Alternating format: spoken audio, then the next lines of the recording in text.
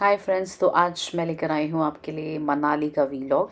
Usually मैं vlog बनाती नहीं, this is for the first time I am making a vlog, क्योंकि मैं वर्किंग हूँ तो इतना टाइम मिलता नहीं। तो इस बार मैंने डिसाइड किया कि when we went to Manali we recorded everything and we thought that this time we will post our vlog. तो इस बार जो था मुंबई में कोई अप्रैल के महीने के एंड में हम लोगों ने प्लान किया कि we will go to Manali, क्योंकि मुंबई में इस बार बहुत बहुत गर्मी पड़ रही थी एंड वी जस्ट थॉट कि किसी ऐसे ठंडी जगह पे जाया जाए जहाँ पर थोड़ा सा गर्मी से सुकून मिल सके। तो हम लोगों ने अपना बोरिया बिस्तर पैक किया और हम निकल गए मुंबई के छत्रपति शिवाजी महाराज इंटरनेशनल एयरपोर्ट की तरफ।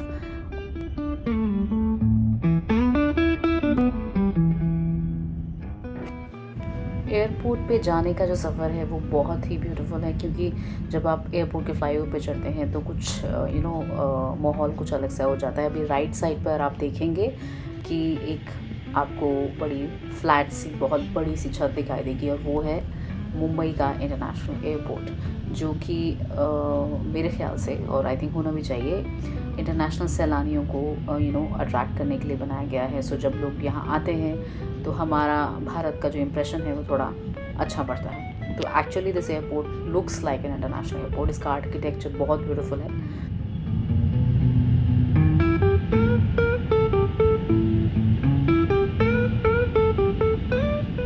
और मुंबई से चंडीगढ़ जाने के लिए you need to take a flight and that's how you will reach out to Manali. So जो रूट इज़ मुंबई चंडीगढ़ मनाली, और मनाली में आप कोई टैक्सी या बस से आप घूम सकते हैं, और फिर जब वापस आना है तो again you have to come back to Chandigarh and then reach to Mumbai. So Mumbai से जाने का ये रूट है। और आप भीड़ देख सकते हैं एयरपोर्ट पे, जिस तरीके की भीड़ है इस समय एयरपोर्ट पे। और यहाँ पर हम क्यू में लग गए और फिर हमने सोचा कि चलो थोड़ी देर एयरपोर्ट के आर्किटेक्चर का आनंद लें, क्योंकि मुंबई एयरपोर्ट जो है वो दुनिया के 25 बिजिएस्ट एयरपोर्ट में से एक है। और अंदर का जो माहौल है, आई थिंक वो इंटरनेशनल सैलानियों को अट्रैक्ट करने के लिए बहुत अच्छे शॉप्स हैं, बहुत अच्छे रेस्टोरेंट्स हैं अंदर। और आप थोड़ी देर तक यहाँ घूम सकते हैं, शॉपिंग कर सकते हैं, खा सकते हैं, और कई डिफरेंट तरह की चीज़ें देख सकते हैं। हम लोगों ने बाय डिफ़ॉल्ट किया, क्योंकि हमारा जो गेट था वो काफ़ी दूर था।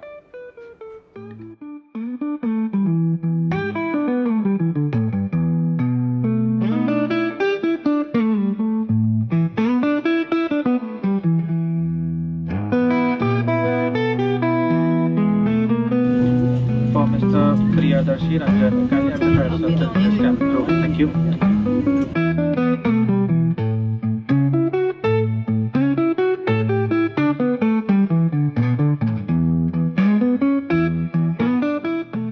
सो जब तक हम चंडीगढ़ एयरपोर्ट पहुँचे तब तक रात होने लगी थी। तो हमने डिसाइड किया कि we don't want to stay in Chandigarh in the night, instead we would like to reach to Manali.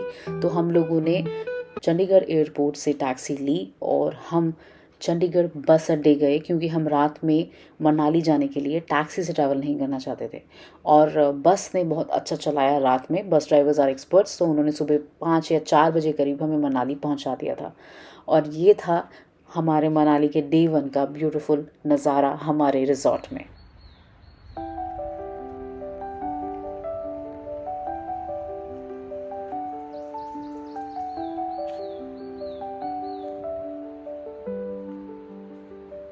शहर के कोलाहल से दूर, गाड़ियों के शोर से दूर, ज़ोर ज़ोर के म्यूज़िक से दूर, यहाँ इस ब्यूटीफुल रिजॉर्ट में पक्षियों की आवाज़ आपको वैसे ही हील कर देती है। पेड़ों से सरसराती हवाएं आपके दिल को एक शांति दे जाती हैं, और ये हरा भरा माहौल आँखों को बहुत सुकून देता है। अपनी छुट्टियों में अगर आप सुकून के पल चाहते हैं तो मनाली में HPTDC लॉकहार्ट से बेहतर कुछ नहीं हो सकता। यहाँ आपको गांव का आकर्षण और आधुनिक आराम दोनों एक साथ मिलते हैं। मनाली में लॉकहार्ट्स बर्फ़ से ढकी हुई चोटियों के बेहतरीन व्यू के साथ खूबसूरत सी लोकेशन में बने हुए हैं। लॉकहार्ट्स इंडिपेंडेंट हट्स हैं, जिनमें इंडिपेंडेंट बाथरूम के साथ 2 डबल बेडरूम, 1 डाइनिंग एरिया, और हर हट का अपना एक बड़ा सा लॉन, रसोई है, और बर्तन और गैस सब कुछ शामिल है।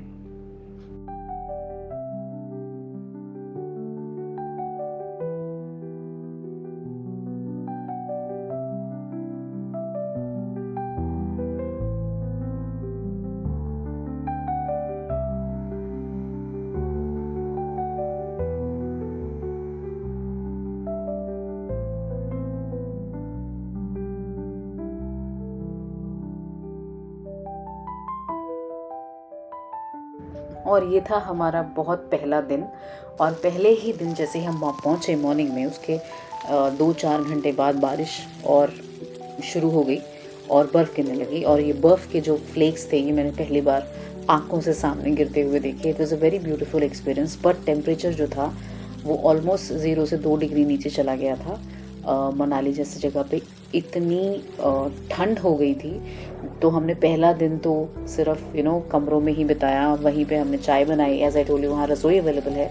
हम लोगों ने चाय बनाई और नाश्ता ऑर्डर किया और लंच ऑर्डर किया, और वहीं खिड़की से बाहर देखते हुए थोड़ा अपने लॉन में घूमते हुए ये सारी रिकॉर्डिंग करी to feel the environment of beautiful Manali. तो this was our day, but it was fruitful because हम लोगों ने पहले कभी, एटलीस्ट मैंने तो पहले कभी इस तरह से बर्फ़ को गिरते हुए नहीं देखा था। तो हमने बहुत एंजॉय किया वो पहला दिन विद अ डिफरेंट एक्सपीरियंस। और मैं उन लोगों को ये सजेशन देना चाहूँगी जो हमेशा गर्म इलाकों में रहते हैं या ऐसे इलाकों में रहते हैं जहाँ पर टेम्परेचर हमेशा नॉर्मल रहता है, और वो कभी हिमाचल या उत्तरांचल जैसी जगहों पर जाते हैं जहाँ नॉर्मल से टेम्परेचर हमेशा कम रहता है। Even if you are going in summers, जब तेज़ गर्मियाँ हैं, तब भी अपने साथ आप गर्म कपड़े रखें, अच्छे से अपने आप को वार्म रखने का पूरा इंतज़ाम करके लेकर जाएँ, क्योंकि नॉर्मल में भी आप लोगों के लिए वो टेम्परेचर आपको ठंड लगा सकता है। और अब हम आपको कराते हैं HPTDC लॉग हट का टूर। कैसा लगता है ये अंदर से, कितना ब्यूटीफुल है, कब का बना हुआ है, वो सारी जानकारी हम आपको देने वाले हैं। और अंदर एंटर करते ही लेफ़्ट साइड में ये है पहला बेडरूम। और ये सारा का सारा जो हट्स हैं ये सब मेजरली लकड़ी से बने हुए हैं, और इसमें पुरानी डिज़ाइनिंग है। और पूरे बेडरूम्स काफ़ी स्पेशियस हैं। ठंड के लिए यहाँ पर ऑलरेडी हीटर्स हैं जो हमें पूरा टाइम चलाने पड़े, क्योंकि एकदम से हमारे पहुँचते ही बारिश हो गई थी। और जिन लोगों को लकड़ी के घरों में रहने का अभी तक कोई एक्सपीरियंस नहीं है, तो आई थिंक इस तरह का experience once in a lifetime experience आपको लेना चाहिए। कमरे काफ़ी स्पेशियस हैं, नीचे कार्पेट्स लगे हुए हैं, और यहाँ रहने में आपको एक अलग ही एहसास होता है।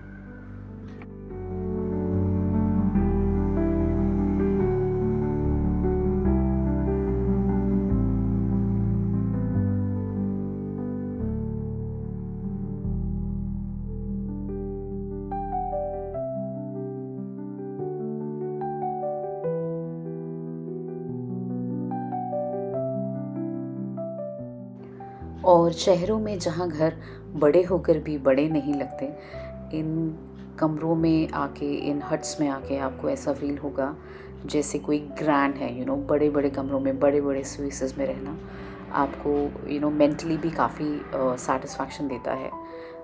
पर्दा हटा के जब हमने देखा तो it was a beautiful view from the huts, and ऐसा फील हो रहा था कि जैसे हम किसी बंगलों में रह रहे हैं। This is how actually it should be. और प्रॉपर्टी को हम इतने डिटेल में इसलिए दिखा रहे हैं क्योंकि यूजुअली हम लोग जब भी होटल्स की बुकिंग करते हैं, हम वही उसी तरह के कमरों में रहने जाते हैं। यूजुअली मोस्टली जब जैसे होटल्स में होते हैं, होटल्स के कमरे यूजुअली हम लोगों के घरों के कमरों जैसे ही होते हैं, एक स्ट्रक्चर में बंधे हुए। बट ये थोड़ा सा अलग है। और ये जो सामने अभी आप देख रहे हैं, ये वो ड्राइंग रूम है जहाँ पर अगर आपसे कोई मिलने आए तो आप उसको अपने गेस्ट को बिठा सकते हैं, या फिर बैठ के चाय की चुस्कियों के साथ ठंडे मौसम में गपशप कर सकते हैं। और ये डाइनिंग एरिया भी यहीं पर है। और यहाँ से ज़रा सा अगर हम अंदर जाते हैं तो यहाँ पर एक काइंड ऑफ ये छोटा सा ऑन द राइट साइड अगर आपको देखें गद्दा भी है, ये सर्वेंट रूम जैसा है। और सर्वेंट रूम को क्रॉस करके सामने एक आपको पूरा किचन दिखा दिया गया है।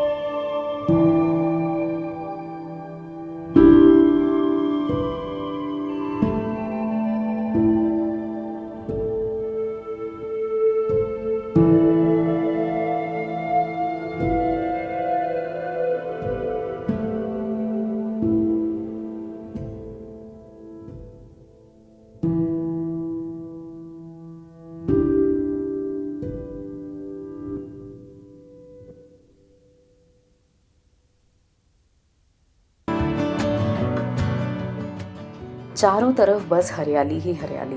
और दूसरे दिन हमने डिसाइड किया कि हम मॉर्निंग में ही हिडिंबा टेम्पल के लिए निकल जाएंगे, जो कि हमारे लॉग हट से आई थिंक 2 या 3 किलोमीटर के वॉकिंग डिस्टेंस पर था। और चारों तरफ बस हरियाली ही हरियाली। और जो सामने ये आपको नदी दिख रही है, ये हमारे लॉग हट से ही हमको नीचे नज़र आ रही थी।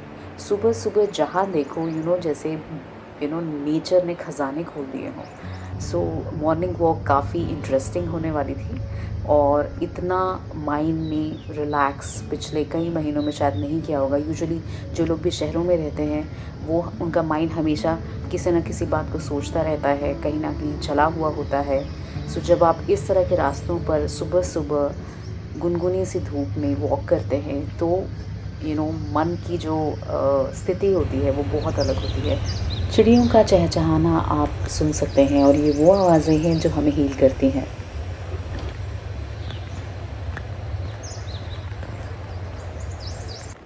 धूप देखिए कैसे पेड़ों से छन के ज़मीन तक पहुंच रही है, हम तक पहुंच रही है। और ऐसी पवित्र जगह पे भला देवी देवता क्यों निवास नहीं करना चाहेंगे।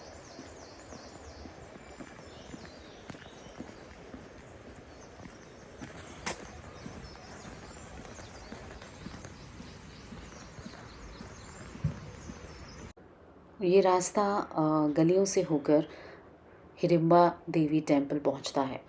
अभी आसपास सड़क के दोनों किनारे लोगों ने अपने घरों को छोटे छोटे होटलों या दुकानों में कन्वर्ट कर दिया है। और वो जो सामने आपको ऊंचाई पर सीढ़ियाँ जाती दिख रही है, ये एक काइंड ऑफ रिजर्व फॉरेस्ट है और यहाँ से सीढ़ियों से ऊपर चढ़ के आपको हिडिंबा देवी के दर्शन होते हैं।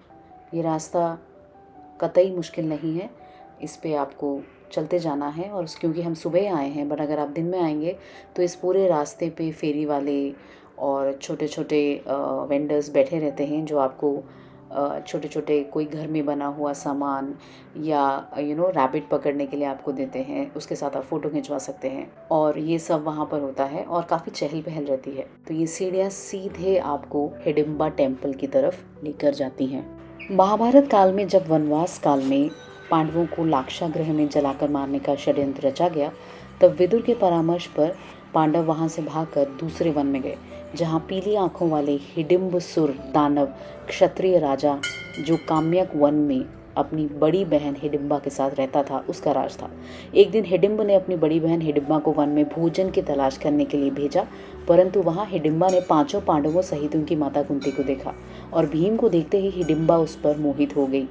फिर हिडिंब अपनी बड़ी बहन को खोजते हुए आया तो भीम और हिडिंब के बीच एक युद्ध हुआ और जिसमें हिडिंब मारा गया। और फिर उसके बाद हिडिंबा और भीम का विवाह हुआ और उन्हें घटोत्कच नामक पुत्र हुआ। हिमाचल प्रदेश के मनाली में इन दोनों हिडिंबा और उनके पुत्र घटोत्कच का मंदिर आज भी है। ये एक प्राचीन गुफा मंदिर है जो हिडिंबी देवी या हिरमा देवी को समर्पित है।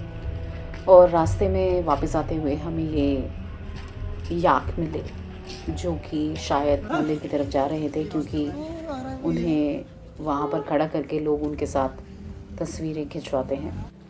और उसके बाद हम जल्दी जल्दी चल पड़े वापस, बिकॉज़ हमें दूसरे डेस्टिनेशन की तरफ भी जाना था। पर रास्ते में थे ये ब्यूटीफुल नज़ारे जो ना आपको कहीं जाने को कहते हैं और आपको ना कहीं आने को कहते हैं। बस आपका दिल करता है कि आप वहीं ठहर जाएं।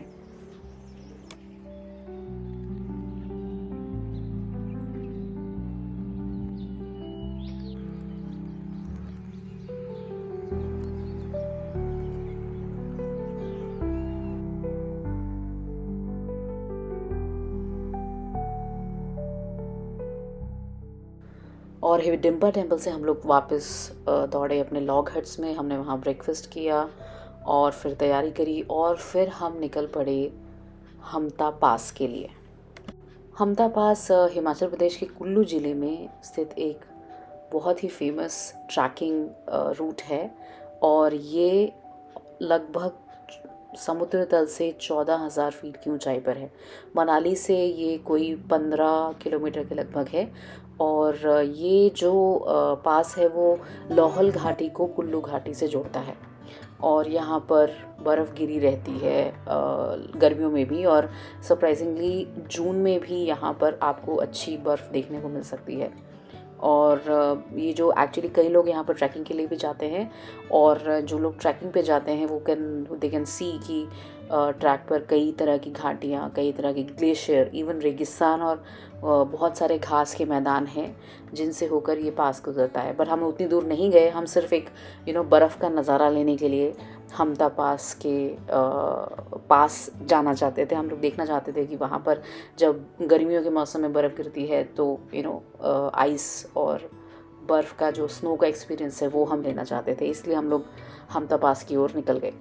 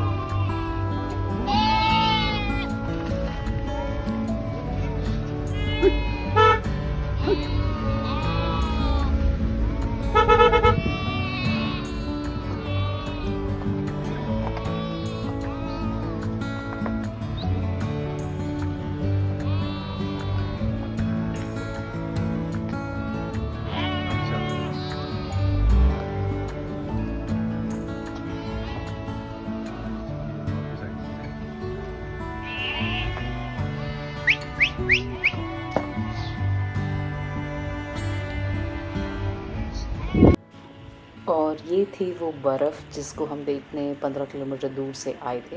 वेन्यू से 15 किलोमीटर्स वो रास्ता उतना छोटा नहीं होता जितना कि सिटीज़ में रहता है। It takes more of a time, क्योंकि घुमावदार रास्ते, ऊंचाई और सड़कें पहाड़ों में आपकी दूरी को तय करने का जो समय है उसको बढ़ा देती हैं। और हमारी तरह कई और लोग भी थे जो वहाँ पर बर्फ़ का आनंद लेने हुए आए हुए थे, और हमने भी थोड़ा बहुत बर्फ़ पे चलने की कोशिश करी और देखा। ये जो स्टिक्स हैं ये आपको नीचे से किराए पे मिल जाएंगे, आपको जूते नीचे से किराए पे मिल जाएंगे। अगर आप अपने नॉर्मल शूज़ में बर्फ़ पे चलने की कोशिश करेंगे तो जो बर्फ़ धीरे धीरे पिघल रही होती है वो सारी आपके जूतों में पानी के रूप में घुस जाती है और आपके सॉक्स और शूज़ दोनों गीले हो जाते हैं। तो बेहतर है कि आप जो रबड़ के जूते होते हैं जो किराए पे नीचे शॉप्स में दिए जाते हैं, या स्टिक्स जो मिलती है, या और भी कोई सामान जो आपको लगे कि आपको ज़रूरत हो सकती है, वो नीचे आप शॉप से ले सकते हैं बिफ़ोर आप यहाँ पर चढ़ना शुरू करें या बर्फ़ को एक्सपीरियंस करना शुरू करें। और मैंने ये कैमरा ऐसे ही इधर उधर घुमाया टू अंडरस्टैंड कि हम कितनी ऊंचाई पर हैं। एंड बिलीव मी, ये पहाड़ इतने इतने इतने ऊंचे हैं, आप इतनी ऊंचाई पर पहुंचकर भी, और फिर जब अपना कैमरा आप ऊपर की तरफ लेके जाते हैं तो भी आपको ऐसा लगता है कि आप कितने छोटे हैं इस नेचर के सामने। हमटा पास पहुंचने में और वहाँ हमटा पास में एंजॉय करने के बाद हमको लगने लगी थी हल्की हल्की भूख, पर हमने डिसाइड किया कि अपनी भूख को थोड़ा सा कंट्रोल करते हैं और पहले हम पहुंचते हैं अपने तीसरे डेस्टिनेशन की तरफ, जो कि था, और हमारा अगला destination was Naggar castle. Himachal Pradesh के कुल्लू के नगर में स्थित है नग्गर कैसल। ये एक ऐसी इमारत है जो अपने खूबसूरती और यहाँ के इतिहास के लिए प्रसिद्ध है। इसे भारत सरकार द्वारा राष्ट्रीय धरोहर घोषित किया गया है। नगर 1460 वर्षों तक कुल्लू प्रांत के राजाओं की राजधानी रहा। लोककथाओं के अनुसार 16वीं शताब्दी में इसका निर्माण राजा सिद्ध सिंह ने किया था। तब व्यास नदी के दूसरी ओर स्थित राजा भोसल के महल के खंडरों से महिलाओं और पुरुषों की मानव श्रृंखला बनाकर सामग्री लाई गई थी। ये महल कभी राजाओं का शाही महल हुआ करता था, लेकिन राजा जगत सिंह ने जब अपनी राजधानी सुल्तानपुर में स्थापित की तब कुल्लू के राजा इस महल को कई वर्षों तक अपने ग्रीष्मकालीन राजधानी के रूप में इस्तेमाल करते रहे। लेकिन 1846 ईस्वी में जब अंग्रेज़ों ने कुल्लू और कांगड़ा पर अधिकार कर लिया, तब राजा ज्ञान सिंह ने महज एक बंदूक के बदले इसे प्रथम सहायक आयुक्त मेजर हे को दे दिया और बाद में मेजर हे ने इसे सरकार को बेच दिया और इसका उपयोग ग्रीष्मकालीन न्यायालय के रूप में होने लगा। आज़ादी के बाद इस महल को आम लोगों के लिए खोल दिया गया। इस महल का निर्माण लकड़ी और पत्थर के काष्ठकुणी शैली में इस प्रकार किया गया है कि ये भयंकर भूकंप के झटके भी सहन कर सके। 1905 में आए विनाशकारी भूकंप से जहां आसपास के इलाकों में भारी नुकसान हुआ, वहीं ये महल उस भूकंप से भी सुरक्षित रहा।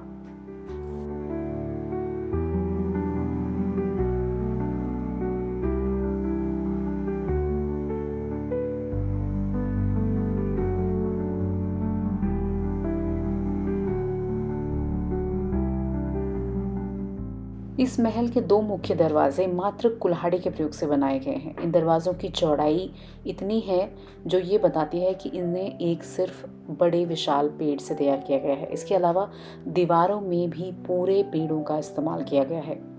1978 में नग्गर कैसल को हिमाचल प्रदेश पर्यटन विकास निगम को सौंप दिया गया, जिसके बाद इसे एक होटल के रूप में चलाया जाने लगा है। आज ये स्थान प्री वेडिंग शूट के लिए भी काफ़ी लोकप्रिय है। नग्गर कैसल में कई फिल्मों की शूटिंग भी हो चुकी है। इसे 9 अगस्त 2012 को पर्यटन मंत्रालय भारत सरकार द्वारा राष्ट्रीय धरोहर घोषित किया गया है। इस खूबसूरत कैसल को देखने के बाद हमने अपना लंच यहाँ पर किया, जो कि एक रेस्टोरेंट है और जो कि फर्स्ट फ्लोर पर लोकेटेड है।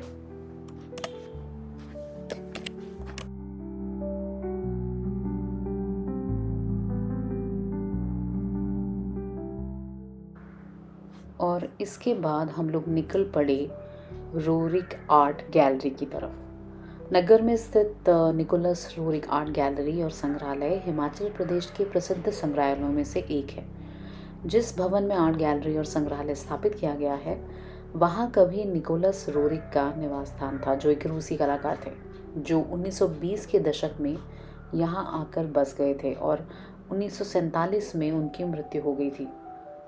वो एक लोकप्रिय चित्रकार थे जिन्हें लगभग 7000 पेंटिंग बनाने का श्रेय दिया जाता है, जिनमें से लगभग 500 हिमालय से रिलेटेड हैं। उन्हें प्यार से पहाड़ों का मालिक भी कहा जाता था।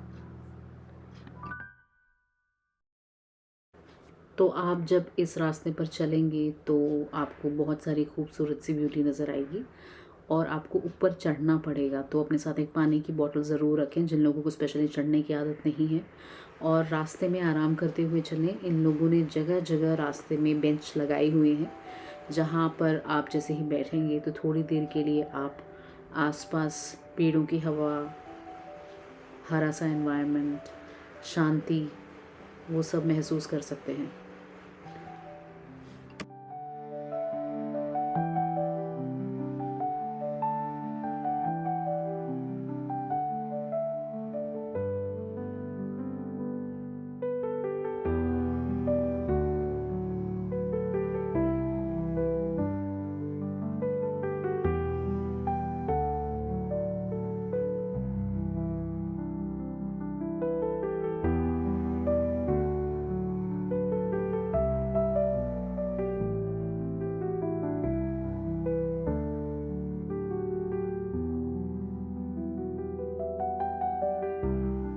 उन्नीस में निकोलस रोरिक के बेटे स्वेतोस्लाव रोरिक ने अपने दिवंगत पिता की याद में उनके घर को ही एक आर्ट गैलरी और संग्रहालय में बदल दिया।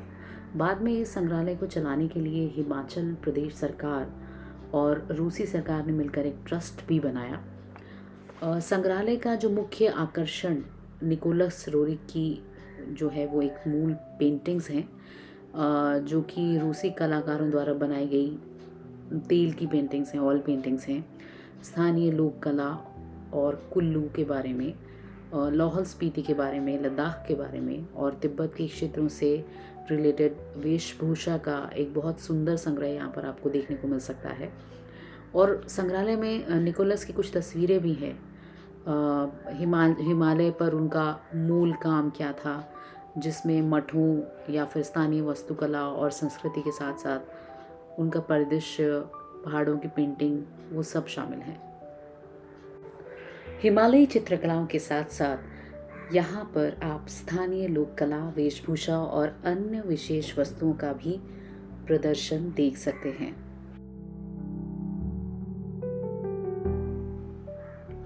सोमवार और राष्ट्रीय छुट्टियों को छोड़कर संग्रहालय सभी दिनों में खुला रहता है।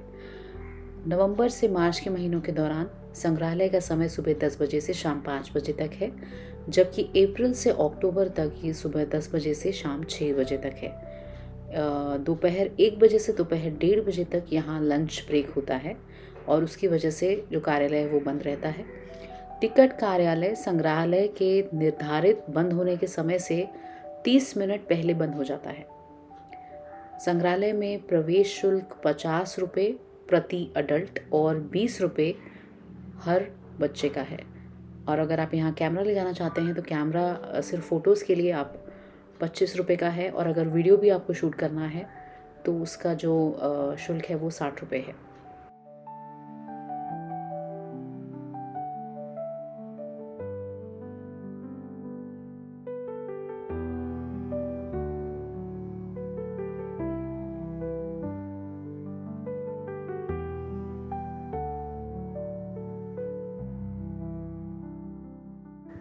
और तीसरे दिन हम तैयार थे मणिकरण जाने को। मणिकरण अपने ऐतिहासिक, धार्मिक और पर्यटन के रूप में लोगों के बीच में काफ़ी लोकप्रिय है। पहाड़ियों से घिरे प्रसिद्ध गुरुद्वारे की भूमि होने के कारण मणिकरण का भगवान शिव और गुरु नानक जी दोनों का इतिहास यहाँ पर आप देख सकते हैं। मणिकरण में बहुत सारे पर्यटन स्थल हैं, जिनमें सबसे खूबसूरत मंदिर शीरगंगा और पार्वती घाटी के ट्रैकिंग ट्रेल्स शामिल हैं। लेकिन सबसे लोकप्रिय आकर्षण यहाँ है गर्म पानी के झरने।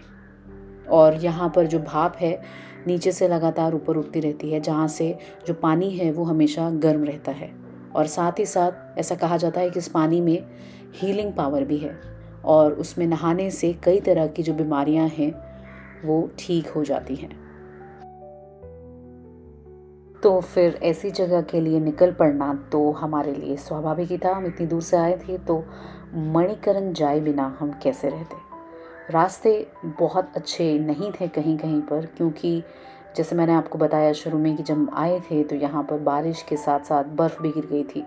तो कई जगह पर जो सड़कें थी वो बिल्कुल आपको रोक दे रही थी रास्ते में, और सड़कों के ट्रैफिक के चलने के साथ साथ ही सड़कों की उसी समय रिपेयर भी हो रही थी। तो ऐसा हो जाता है कि बारिश के दौरान कभी कभी आपको आधे घंटे से लेकर 2-2 घंटे तक सड़क पर वेट करनी पड़ सकती है, और उसी वजह से पूरे लंबे से रास्ते पर जाम लग जाता है, क्योंकि सड़कें इतनी चौड़ी नहीं होती हैं। तो उस समय आप धीरज बांध के रखिए और अपने आसपास के माहौल को ऑब्ज़र्व कीजिए, उसका आनंद लीजिए कि आप इन पहाड़ों और पेड़ों के बीच में कहीं पर किसी पहाड़ की ऊंचाई पर अपनी गाड़ी के अंदर आराम से बैठे हुए हैं। ये दिन का कोई 1:30 या 2 बजे का टाइम है, और सड़क के रिपेयर के बाद हमारी गाड़ी फिर चल पड़ी। और आप देख सकते हैं सामने पहाड़ पे किस तरह से बादल फिर से घुमड़ने लगे हैं, आसमान काला हो गया है। तो यहाँ पर इस दौरान मई जून में इस तरह की बारिशें होना काफ़ी नॉर्मल है, पर एट द सेम टाइम ये आपको मौका देते हैं कि आप इस खूबसूरती का अपनी गाड़ी के अंदर से बैठे बैठे ही नज़ारा ले सकें। और ये हम पहुंच गए हैं मणिकरण, और यहाँ पर उतरते ही सीढ़ियों से नीचे जाके आपको लेफ़्ट में दूर गुरुद्वारा नज़र आएगा, जो कि एक ब्रिज को क्रॉस करने के बाद आप वहाँ पहुँच सकते हैं। मणिकरण शहर जो है वो हिमाचल प्रदेश राज्य में कोई 1760 मीटर की ऊंचाई पर है। मणिकरण अपने ऐतिहासिक, धार्मिक और पर्यटन के रूप में लोगों के बीच काफ़ी लोकप्रिय है। पहाड़ियों से घिरे प्रसिद्ध गुरुद्वारे की भूमि होने के कारण मणिकरण का भगवान शिव और गुरु नानक जी दोनों का इतिहास यहाँ पर आप देख सकते हैं। मणिकरण में कई पर्यटन स्थल हैं, जिनमें खूबसूरत मंदिर, क्षीर गंगा और पार्वती घाटी के जो ट्रैकिंग ट्रेल्स हैं वो शामिल हैं, लेकिन सबसे लोकप्रिय आकर्षण यहाँ के गर्म पानी के झरने हैं। और ऐसा कहा जाता है कि इन गर्म पानी के झरनों में जो है वो हीलिंग पावर भी है, जिनमें नहाने से कई तरह की बीमारियाँ ठीक हो सकती हैं। और यहाँ से भाप लगातार ज़मीन से की सतह से नीचे से ऊपर से उठती रहती है और वहाँ पर जो है पानी हमेशा जो है वो गर्म रहता है। ये राजसिक गुरुद्वारा मणिकर्ण का मुख्य आकर्षण है और पार्वती नदी के किनारे पार्वती घाटी में स्थित है। इस क्षेत्र में आने वाले सिखों और हिंदुओं दोनों के लिए ये एक महत्वपूर्ण तीर्थ स्थल है। धार्मिक अनुष्ठान, गर्म पानी के झरने, प्राकृतिक भाप स्नान, साथ ही इस क्षेत्र का सुंदर परिवेश निकट और दूर से आने वाले यात्रियों को बहुत आकर्षित करता है। माना जाता है कि इस गुरुद्वारे का दौरा गुरु नानक ने अपने 5 शिष्यों के साथ किया था। इस गुरुद्वारे का उल्लेख ज्ञानी ज्ञान सिख द्वारा 12वीं गुरु खालसा में भी किया गया है, जो इसे सिखों के लिए अत्यधिक महत्व का पूजा स्थल बनाता है। यहाँ परोसा जाने वाला लंगर इस गुरुद्वारे के दैनिक अनुष्ठान का एक बहुत ही महत्वपूर्ण हिस्सा है। और जैसा कि मैंने पहले कहा कि मणिकर्ण शिव जी के साथ भी जुड़ा हुआ है। अभी आपने साथ ही में एक मंदिर देखा जो कि एक शिव मंदिर है और ये मंदिर पूरे देश भर में प्रचलित है। यहाँ सिख और हिंदू दोनों का तीर्थ स्थल भी है। सावन शिवरात्रि के महीने में यहाँ लाखों की संख्या में जो हैं पर्यटक पहुँचते हैं और ऐसा माना जाता है कि यहाँ आने वाले श्रद्धालुओं की सारी समस्याएं खत्म हो जाती हैं। यहाँ आने वाले भक्त कभी खाली हाथ नहीं लौटते हैं। पहाड़ की वादियों में पार्वती नदी के किनारे बसा ये मंदिर लोगों का मन मोह लेता है। ऐसी मान्यता है कि इस मंदिर में कड़कती ठंड में भी ये जो पानी है वो उबलता रहता है, जिसका रहस्य आज तक कोई वैज्ञानिक नहीं पता लगा पाया है। पर इसके पीछे पौराणिक कथा ये है कि यहाँ बहती नदी के तेज से नाराज होकर भगवान शिव ने अपनी तीसरी आंख खोली थी, जिसके कारण यहाँ का पानी उबलने लगा था। और मणिकर्ण में भगवान शिव और माता पार्वती ने कई वर्षों तक तपस्या की थी। इस दौरान माता पार्वती के कान की जो बाली थी वो खो गई थी और तेज बहाव में बहते हुए वो पाताल लोक पहुंच गई, जिसे ढूंढने के लिए भगवान ने कुछ लोगों को वहां भेजा, लेकिन बाली नहीं मिली। और इससे क्रोधित होकर बाबा भोलेनाथ ने अपनी तीसरी आंख खोलते हुए अपनी शक्तियों का उपयोग किया। तब नैना देवी ने प्रकट होकर उनसे माफ़ी मांगी और शेषनाग से बाली वापस करने के लिए कहा और उनके आदेश का पालन करते हुए शेषनाग ने फुंकार भरी, जिससे बहुत सारी मणियां वहां जमा हो गई। इसमें माता पार्वती के कान की बाली भी थी। तब से इस स्थान को कर्णफूल के नाम से भी जाना जाता है।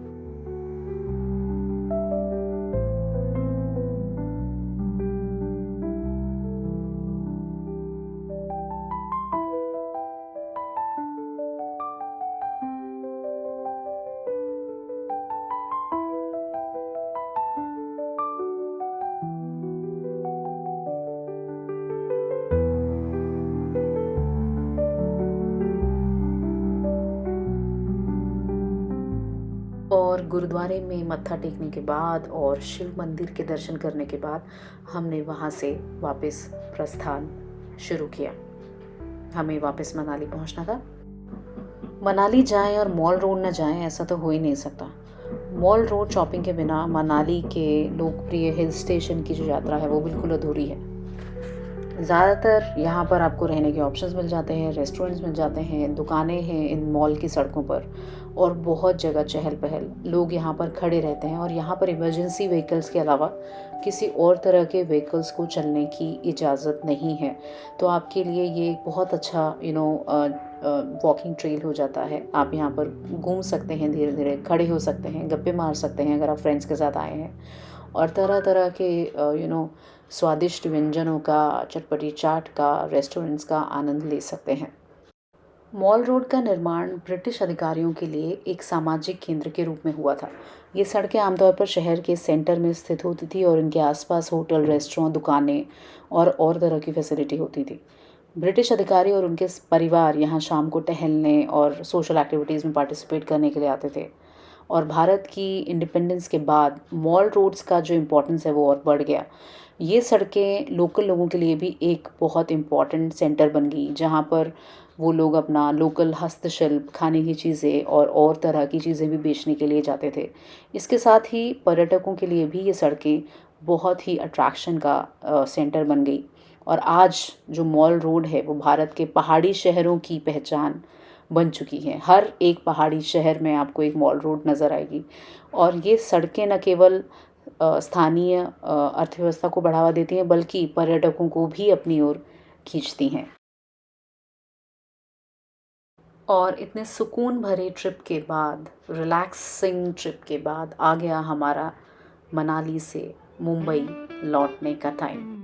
आजकल हिमाचल की एक्साइटिंग जर्नी का पार्ट है ये tunnels, they are very amazing. जब इनके अंदर से गुजरते हैं तो एक अलग ही तरह का एक्साइटमेंट होता है।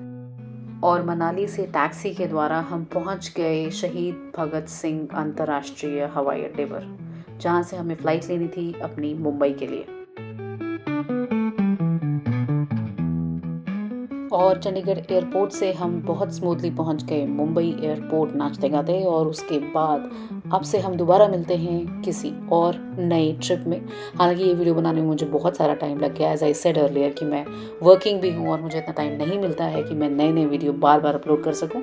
बट जब भी करूँगी आई होप आप लोग देखेंगे और कमेंट करेंगे और शेयर करेंगे और लाइक करेंगे। Bye bye.